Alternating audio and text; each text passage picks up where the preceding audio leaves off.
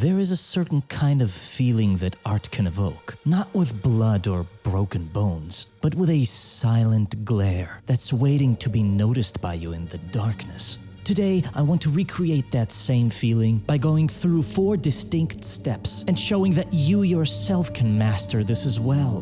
But in order to do that, we need to break down what makes art horrifying.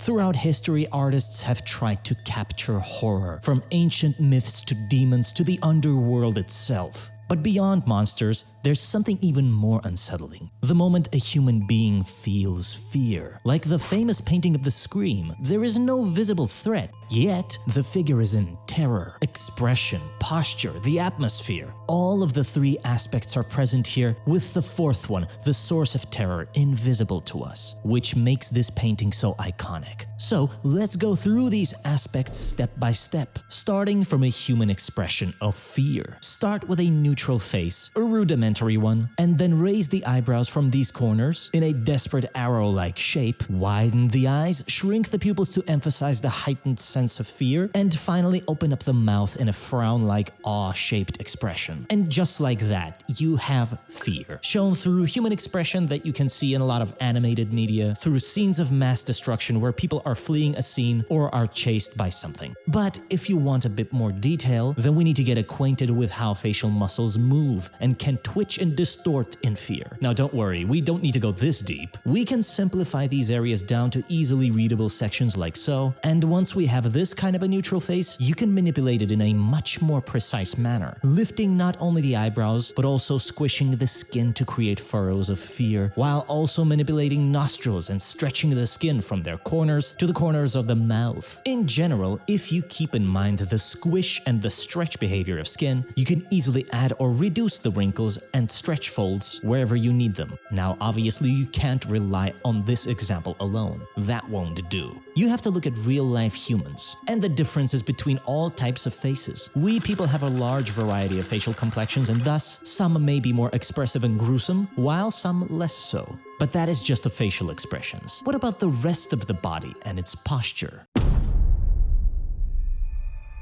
The body reveals what the face cannot hide. I couldn't agree more. Zooming out of the face, we can show the full movement of our body to not only depict scenes of horror afflicting said body, but how it can react to that circumstance. In these sorts of classical examples, it's quite straightforward. People are put inside a fiery abyss to induce as much fear of God's judgment on the onlookers of the past ages as possible so that they would continue their pious way of living. However, in modern times, we no longer require painting so much detail around human figures to express that same level of terror. Let me show you an example. Now, we can take a human figure in its simplified shape, not even drawing its face, and start animating it to express a sense of worry by slightly hunching it over and raising its shoulders, as if it's alert to some danger lurking about. Then, we can further bend it down a bit in its knees, buckling under the trembling fear, feet pointing inward, hands coming up to try and ward off any potential threat, and then suddenly, terror grips from within,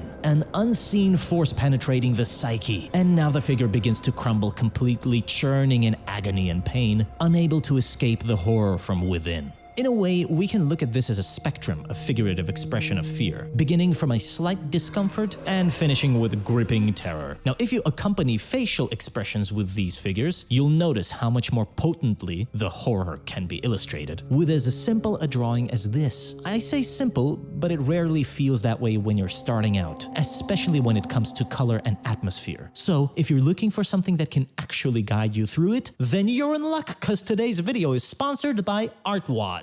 ArtWad is a fun and engaging website where anyone can learn how to draw and improve their art skills without any pressure. They offer structured lessons on drawing, the kind of fundamentals that make everything we've talked about so far actually usable. And with ArtWad's roadmap-style learning, you can easily progress from beginner level to the intermediate. I myself tried out a painting course with its built-in drawing app, breezing through the different lessons with ease due to how neatly everything is organized. I even got a bit tempted and fully shaded included one of the given examples instead of simply blocking out the shadow cast areas and lit ones. Oh my, very nice. And once you complete the lessons, you get awarded with a praise. What more can one wish for? Well, ArtWad even has a feedback tool where you can upload the works in progress you're struggling with and get structured feedback in one place. Visual draw-overs and written comments are all neatly organized. Just upload your drawing, write down what you're struggling with, and share the link with your community. So, if you want to learn how to build atmosphere more in depth, instead of guessing your way through it, I've left a link in the description. Currently, ArtWad is running a huge discount on their yearly plans, so use my link below to get a 30% discount on their premium plan. Make sure you check out the link, as the deal will not last for long. Thank you, ArtWad, for sponsoring this video.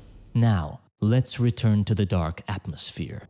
If you look at famous examples, like in The Fall of the Rebel Angels, their color, lighting, expressive manner of painting, this is what adds potency and horror to such scenes, coupled with the figurative illustration of human physique.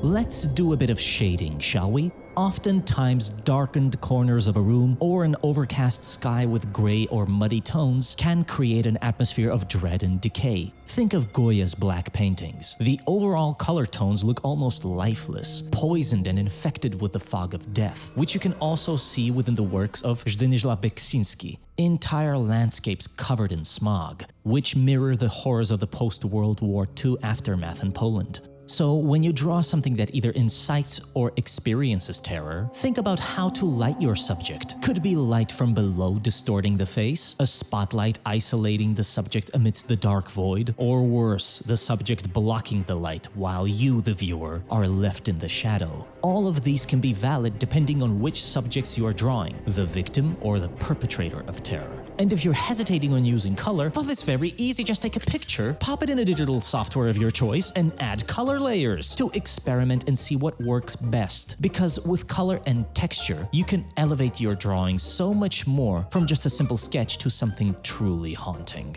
Also, now that I've mentioned the perpetrator of terror, perhaps we should address that which incites fear into humanity's collective subconscious. We have come a long way as a people and have moved on from the horned and bat-winged devils of the past. Unlike the medieval artists painting demons with faces drawn on their knees and bellies and— wait, what the heck? Today, our library of ghostly and monstrous figures has grown significantly. And not just in the field of arts, but movies, games, manga, comics, you name it. We have tons of beastly features, fangs and scales, slitted eyes, claws and arachnid limbs to adorn a human figure with, to create an abominable monster to haunt our minds. So we can approach this task with a tasteful degree of subtlety. Say we have a portrait of a woman. Decent looking, yes? Wrong! Go ahead and take the life out of her eyes, sink in her eyelids and cheeks, elongate the chin, thin the lips, tear out bits of hair, and voila! We have a dreadful looking figure. Now you might be thinking this is enough of a horrifying vestige. Ah, you silly child. No, I say! We can disfigure her features more boldly, misalign them in uncanny ways, leaning into the unsettling almost to a point where we no longer recognize any semblance of humanity in this figure. And again, we see a sort of spectrum here of disfigurement and transmogrification. And the cool thing about this method is that you actually don't need to be a superb pro artist with years of academic learning and experience. Quite the opposite. In a way, the less perfect your hand is, the more uncanny your work can become. If you wish to see some other examples of such disfigurement, you can also look at Francis Bacon's portraits, how he blends and overlays segments of facial features over one another in a ghostly manner. Or look at works of Ken Curry and his Hiroshima smile. It is more than just an unfortunate victim of war, but a mirror into the atrocities of humanity and its unlimited potential for human cruelty. But again, neither this level of disfigurement or bodily distortion are necessary to incite the feeling of terror in our minds. One of my favorite examples of a figure depicting the potential for absolute terror and human depravity is a seemingly inconspicuous portrait of a smiling man dressed in black, painted over a sunset-illuminated horizon. But at a closer examination, we start to notice the eerie and unsettling greediness of his smile, the pale white skin that's almost otherworldly, and his blood-red eyes staring down at you like a predator about to devour his prey. there are also even more subtle examples of things you can't even properly recognize, like the series of eyes painted in various unsettling ways by Odilon Redon, or just a simple pair of eyes gazing at you out of the dark. So, now that we understand how to depict terror, I wonder what happens if I do not stop here.